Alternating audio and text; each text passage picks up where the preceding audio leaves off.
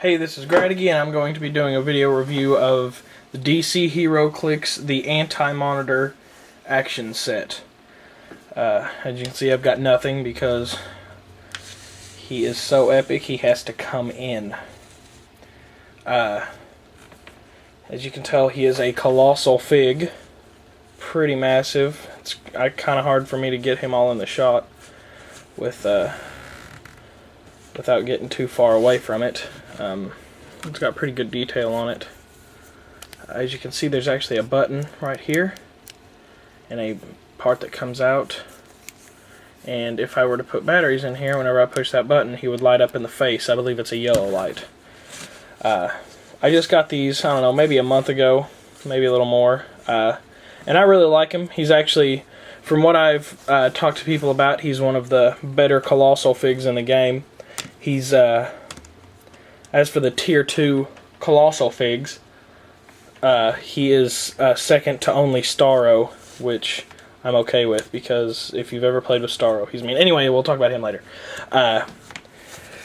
Now, what makes this guy so mean is that he has the standard colossal fig rules, so he's immune to exploit weakness, outwit, what else is it? He can't be knocked back. He has extended melee range. He can keep moving. He can continually move, and he doesn't take push damage, and he's got the quintessence, which is almost a little excessive, because his powers, I mean, the colossal rules he comes with makes him immune to outwit, and he doesn't take push damage anyway. So I'm not sure why they took quintessence, unless there's just something I'm missing. But you can see he's played at 3 different point costs, 600, 800, and 1000. We'll just pop the bottom off here so you can see the different starting marks. There is his starting stats for the 1000 point. There's his starting stats for 800 and 600. You can barely see that yellow line, but it is there. It does exist. And you can see he's pushing 6 and 5s and 4s, and he eventually gets down to 3s, but then he comes right back up to 4s, 5s, and 6s, and he's actually got 16 movement. So, I mean, at no point is he a pushover with Psychic Blast and 19 defense and Impervious and Outwit, pretty much the entire dial. It's nice to see that much black on damage. But not only does he just have good high stats, he also has the multi-attack ability. So he can attack twice, and he can just do this every turn. So, I mean, if you hit right, and he's got Outwit, so if you hit right, and he doesn't even really need Outwit, because he's got Psychic Blast, but if you can hit one person right out the gate, you can one-shot a fig. Any fig. It doesn't matter what they are. He's got Psychic Blast. I guess you could use Outwit to get rid of Super Senses or Shape Change. But there's all the power. At my command shall be used to destroy you. He can use Psychic Blast and Quake for full damage. And then his healing power. Basically, you roll 2d6 and subtract his damage from the result, and you click him that many times, and he gets that towards the end. But you can only use it if you haven't destroyed one of their figs. And he also comes with Thunderer of Quard, who isn't bad. That white box is right there, Qua Bolts.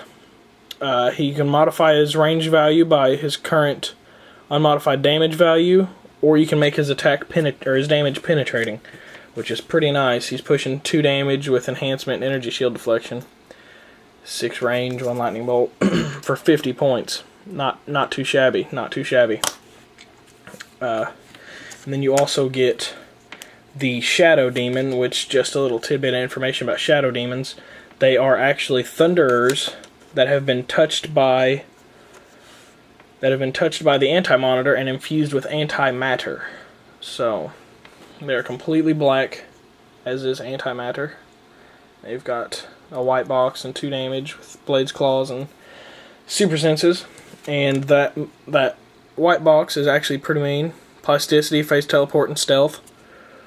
So, what I like to do with him is I phase teleport my way up to them using hopping from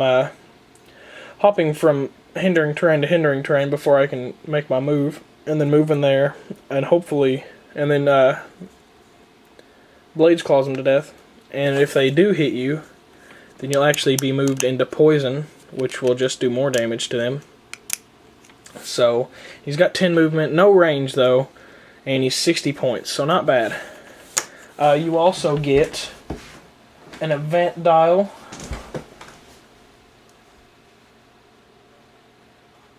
An event dial that I won't go into too much detail about, because there's a lot of different facets about it, but it's Crisis on Infinite Earth's Pariah. There you go. And it's got, like I said, a lot of different stuff to it.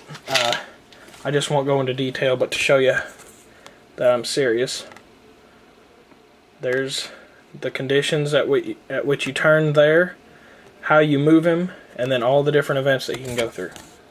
And background information in the first comic that Pariah appeared in, I guess. So, pretty nice little collector set. If you buy it from retail, you can get the entire thing for about $30 unless you can find a deal on it. If you can find it on sale. You can find it on the internet for somewhere around 15 to 20. So it's definitely a deal if you like to collect Colossal figs like I do, which may just be the next video review I do. I don't have all of them, but I have quite a few. I mean tier 2. I only have one tier 1